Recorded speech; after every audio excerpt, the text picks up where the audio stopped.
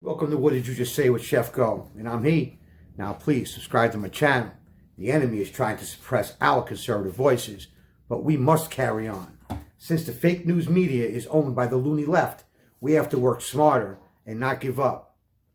Make a set, get a microphone, and start spitting the truth, because more people need to know. Now everyone, settle down. Welcome back to Propaganda and the Death of Media 101. It's March 9th, 2024.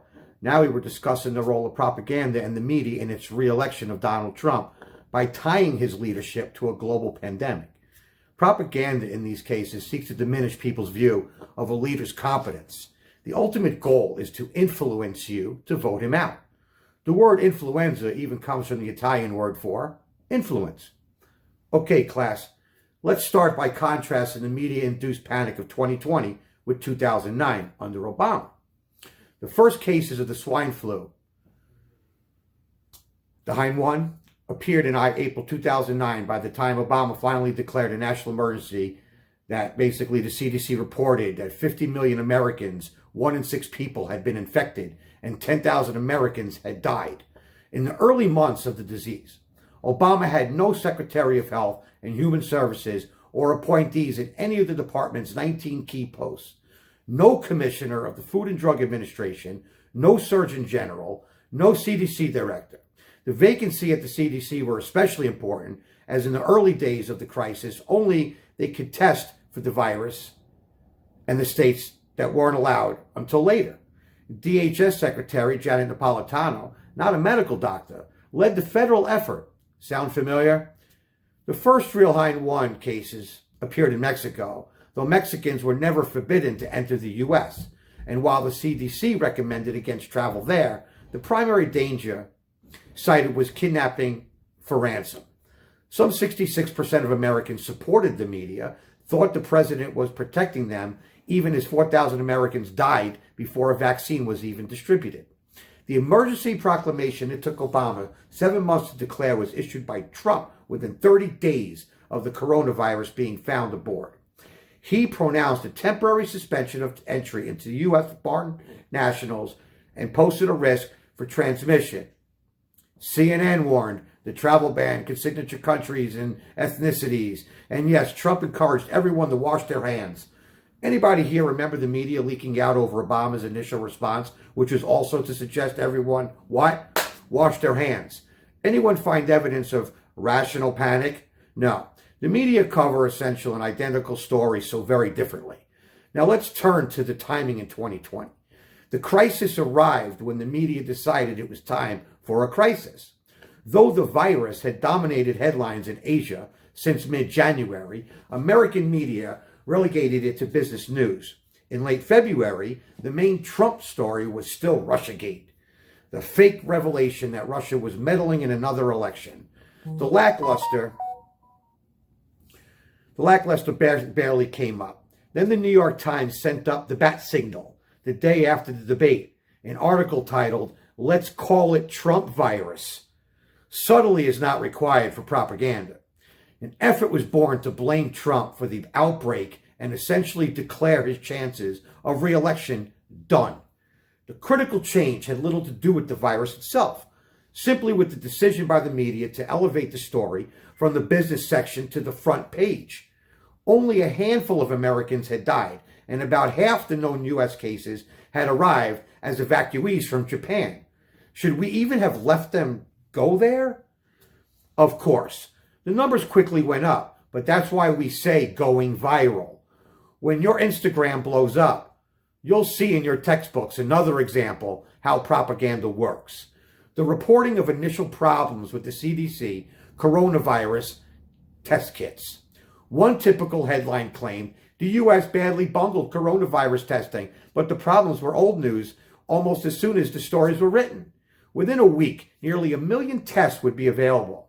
The follow-on stories screamed about Trump cutting funding to the CDC, most of which was actually only proposed. Then the stories were merged. Trump cut CDC funding, and thus not enough kits were available. Not only were both pieces largely basically untrue individually, the vision of the two were grossly false.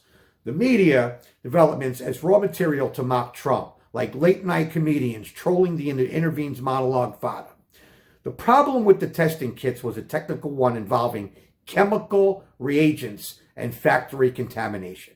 CDC is a massive institution. Would if anybody there, any bungled decisions, they have really made it better choice until different funding. This is how the media basically facts when they seek to fix the blame, not the problem. The propaganda surrounding how the government initially handled the coronavirus was also obvious. With the false who is in charge question the media asked, the vice president was assigned to head up the task force. This is the kind of thing VPs do. Bring gravitas. Make sure a whole of government approach has the bureaucratic firepower it needs, and so on. The propaganda instead hyper-focused on Mike Pence's disbelief in science. For proof, the story settled on Pence supposedly creating an HIV epidemic while governor of Indiana. The reality was different. Pence took office opposed to needle exchanges. When dirty needles shared among opioid users in rural Scott County were linked to 71 cases of HIV transmission, to the new information by changing his policy and authorizing needle exchange in Scott and 4 other counties. The reality seems that closer to seeing an ideological status changed by science than the other way around. Meanwhile, the media largely ignored those whom Pence chose for the task force. One was Dr. Deborah Birx, a career medical professional nominated by Obama in 2014 as the U.S. Global AIDS Coordinator. She also served as head of the Global HIV division at CDC and was immunology researcher at Walter Reed Army and an Army colonel. Now, the confidence you profile Dr. Birx, you want to discord. You misrepresent Mike Pence's decision years ago. There are many more examples here, or just a few. You reported on the elimination of Obama's pandemic czar, but left out that the position was just a coordination job on the National Security Council with no real power. It sounds scary. One outlet called it sabotage.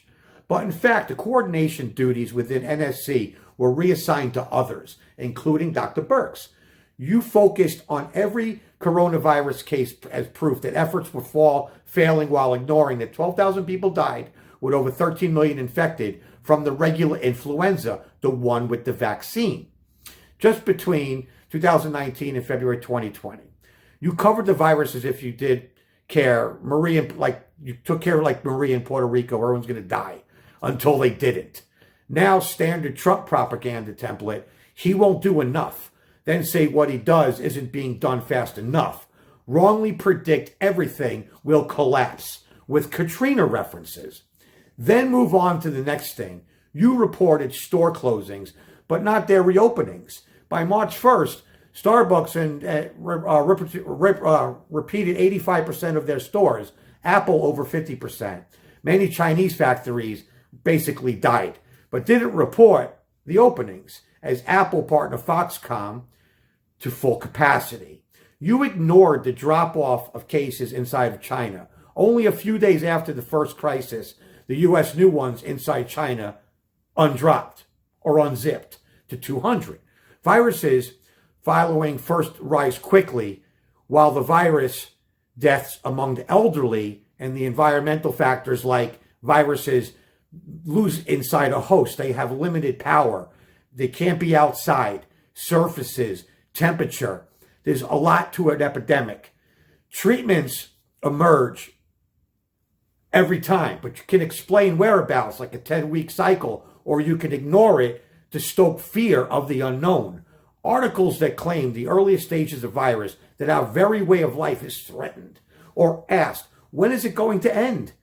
Were good examples how HIV/AIDS went from a public health crisis in America to a manageable problem, shows how the bell curve works. As the virus became known, panic took hold. Then it built always too slowly. The virus's transmission became understood. Testing protocols developed.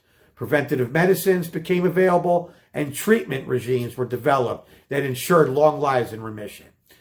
Knowns displaced unknowns. There is an established path out, even for a virus more deadly than corona. Okay, class.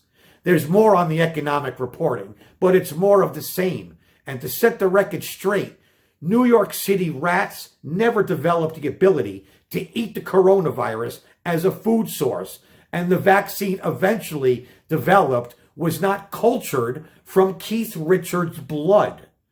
That's it for today, guys. Hey, Professor, is this going to be on the test? No, but it still might influence an election. Thank you for joining me, and thank you, Secured Enterprise in West Palm Beach, for your ongoing support for the cause. Others can feel free to donate with a link on the bottom of this page and help me get to some key locations to interview and expose the left. Stay safe, stay guarded. The enemy is upon us.